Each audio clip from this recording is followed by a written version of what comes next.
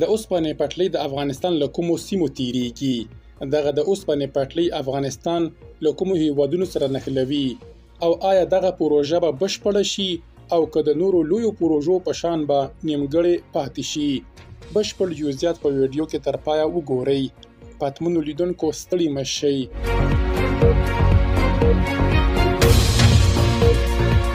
د ازبکستان، افغانستان او پاکستان پټلۍ چې د ازبکستان له تاشکند څخه د مزار شریف او لوګر له لارې د خیبر پښتونخوا تر کورمې ولسوالۍ غځېږي، تمه ده چې د منځنۍ او سویلي اسیا د نښلولو لپاره یوه مهمه پروژه وګرځي.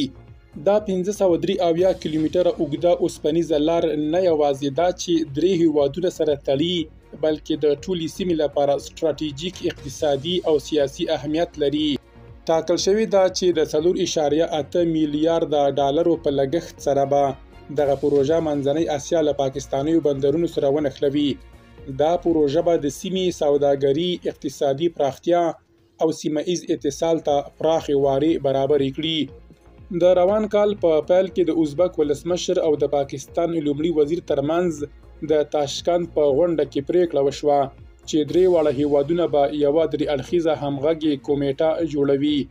یاده کمیټه به د پاتې تخنیکي مطالعاتو، مالي سرچینو او د پلیتابه پر لارو چارو څارنه کوي، تر څو دا 4.8 میلیارد ډالري پروژه د 2028 زیږدیز کال تر پایه بشپړه شي. د تیرې یونۍ یا یکشنبې پر ورځ د اسلامي امارت د بهرنیو چارو وزیر او د پاکستان مرستیال لومړي وزیر په ټلیفوني خبرو کې د UAP پټلۍ پروژې د تړون پر نهایي کېدو هوکړه وکړه. ولې دا پروژه مهمه ده؟ تمه کېږي چې دا زیربنایي پروژه به د سویلي او منځنۍ اسیا ترمنځ سوداګري او ترانزیټي نښلېدنه کې بنسټیز بدلون راولي. پاکستاني چارواکي تمه لري چې دا یوه پروژه به د ازبکستان او پاکستان ترمنځ د مالونو د لیږد موده 40% کمه کړي. د چین رول او سیمه ایز بدلون. د ګولف نیوز د راپور له مخې یاده پروژه د چین له یو کمربند یوه لار نوښت سره همغږې ده. شنونکي وایي بیجینګ د پاکستان او افغانستان ترمنځ د همغږۍ هڅونه کړې او دا د سیمې په نوي جیوپولیټیک کې د هند رول پیکه کولی شي.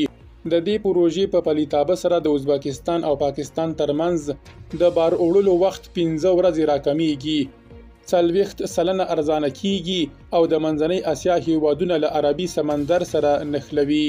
درنو لیدونکو له ملتیا مو مننه.